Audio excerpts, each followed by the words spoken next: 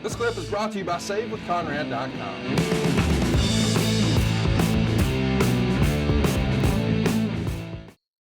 Let's keep it going here and talk about a house show. This is an interesting one that stuck out to me. September 19th, the Steiners are going to beat Yokozuna and Bam Bam. Woo. Madison Square Garden. We've got, matches with not Hulk Hogan, easy for me to say, Yokozuna and Undertaker.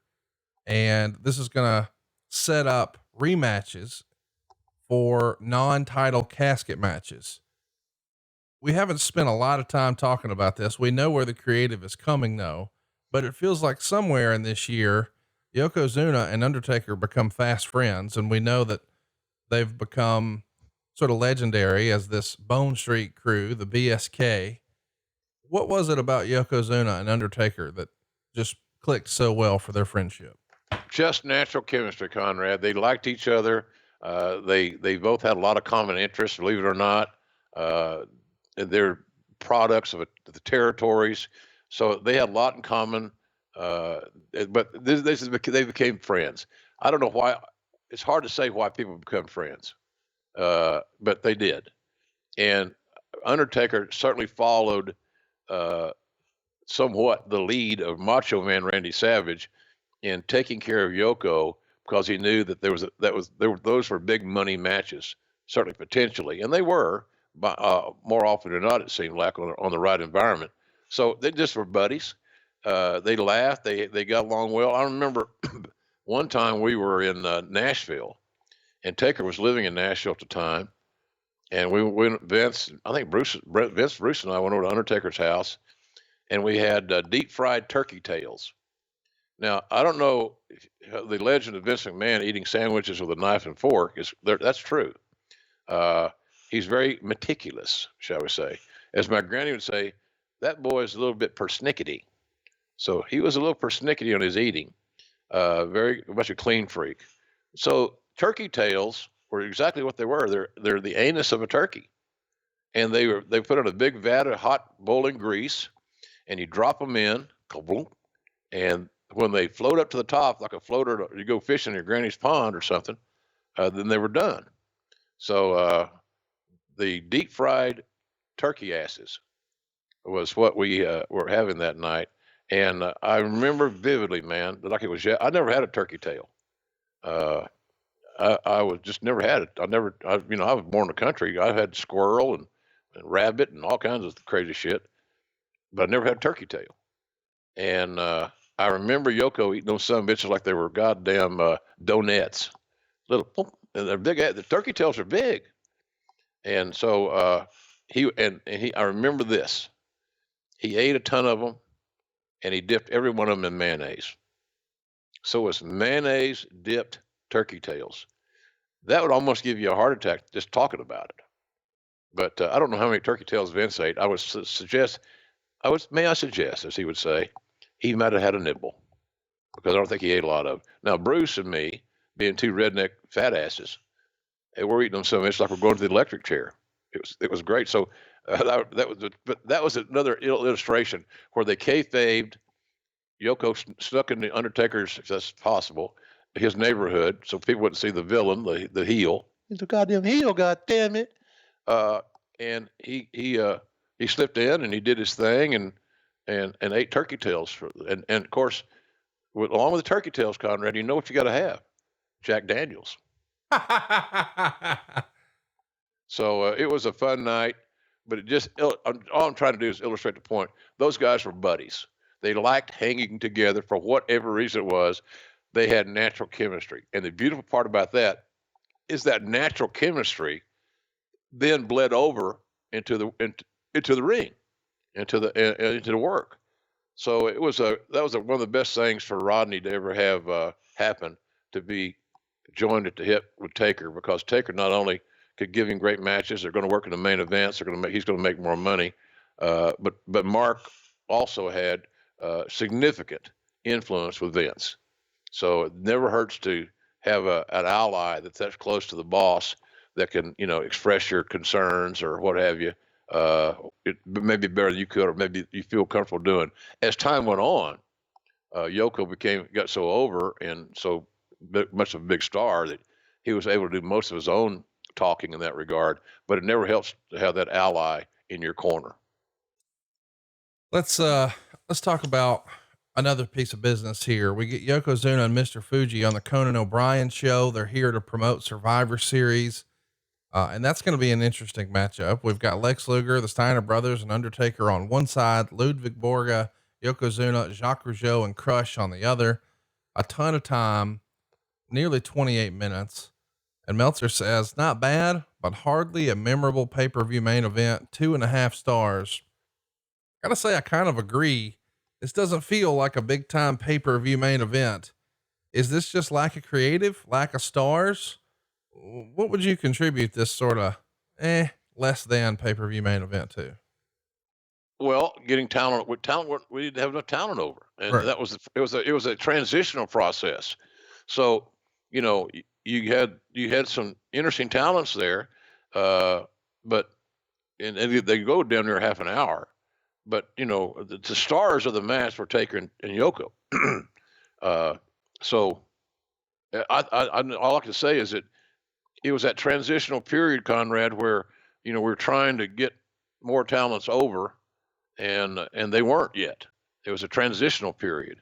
So I think that's the best reason I can give you that match was what it was. It lacked sizzle. The key selling points on both teams on both sides of the ring was Undertaker and Yokozuna. Let's also talk about, the fallout of this is really where we set up this whole Undertaker Yokozuna feud, and they're going to be wrestling each other at Royal Rumble. They start working on the house shows pretty consistently, but the Royal Rumble is the one that, well, it's maybe the most bizarre casket match in company history. It goes down Providence Civic Center, Providence, Rhode Island, January 22nd, 1994. Yokozuna is going to retain the world title, but seemingly kill the Undertaker and send him to heaven in 14 minutes and 20 seconds. This has always been one of those I can't really explain, where every heel in the locker room comes out to help Yokozuna kill the Undertaker, and no baby faces help the Undertaker, including his old Survivor Series tag partners. Not one come out to help. And then ultimately we see a video of him in the casket, and then it looks like he transcends above to the top of the arena. Mm-hmm. When all this is happening, Jim, I mean, you're from the Cowboy era. What the fuck are you thinking? Well, first of all, I'm thinking, I'm not booked on that show. And I was on my way out. It was one of those things where, Vince got in that mood to be, let's don't be wrestling. Let's don't be pro wrestling. I don't want pro wrestling. I want to expand on my definition and my presentation of sports entertainment. So it was weird. It was different. And I thought, I'm not so sure. I can't remember that Taker may have wanted some time off. I'm not 100% sure about that, but the macabre, the Undertaker's spooky presentation, kind of I'm sure that's how Mark was sold on it. It kind of fits your gimmick, but it was a little bit eye rolling, to be honest with you. Yeah, it was less than awesome.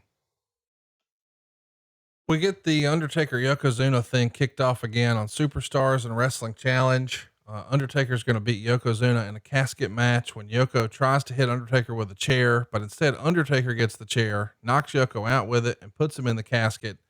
And then throughout the house shows in the month of September, lots of Undertaker Yoko casket matches. That gets us to Survivor Series, November 23rd, 1994 in San Antonio. Undertaker's going to beat Yoko in a casket match in 15 minutes and 24 seconds. To make sure we don't have a repeat of what happened at the Royal Rumble, we've got Chuck Norris here guarding the aisle to keep the heels from interfering. Of course, they're going to send lots of folks down, and that becomes a whole thing. 2.5 stars, but Undertaker gets the win. Not only that, but he breaks Fuji's Japanese flag and puts it over Yoko in the casket. He finally gets his comeuppance here. That's a cool little storyline. You know, spans the better part of the entire year. It was a little silly at the beginning of the year, but Undertaker getting the win back here at Survivor Series made a lot of sense. I dug it. What'd you think? I liked it. I did too. I liked it a lot. And here's one thing we could point out. Uh, the match went 15-24, 15 minutes, 24 seconds. And that is all due to Undertaker pacing Yoko so that he didn't get blown up, so that he would have less opportunity or less chance to injure, and they could still have their match and tell their story. That's an Undertaker signing off on a friend, being a pro, and making sure that they delivered the main event as it was booked to be delivered. So I give Undertaker a ton of credit for that, and Yoko. I mean, what the hell, he had to do it. But when you're that big, man, when you're that big, I don't remember, Conrad, in all my years in wrestling, a super heavyweight, which is well over 300 pounds, maybe 350 or 400, it gets bigger, it seems like, going that long in a match at that level. So Rodney was extraordinary in that regard to push himself through and come up with a good match. But again, the guy calling the plays was Taker. And I always, things like that. You know, we talked on our show a time or two about Dave Meltzer really didn't like Undertaker. That's what the perception was during that particular show we were doing. Things like that make Taker special because he gave a opportunity to a guy, facilitated an opportunity to make more money, to make a better living, and to become a bigger star. And that's what stars do. They make other stars, a lot like Chris Jericho's doing right now in AEW. You have the skill set and the mindset to create stars through the people that you're working with. And Taker did that a lot. Hey, it's Conrad Thompson. Thanks for checking out the podcast here on YouTube. Be sure to hit the subscribe button and the notifications bell so you get a notice anytime we upload some new content. And go save yourself some money right now. If you're in a 30-year loan or you have credit card debt, it's not a matter of if I can save you money. It's a matter of how much. Find out right now for free at SaveWithConrad.com.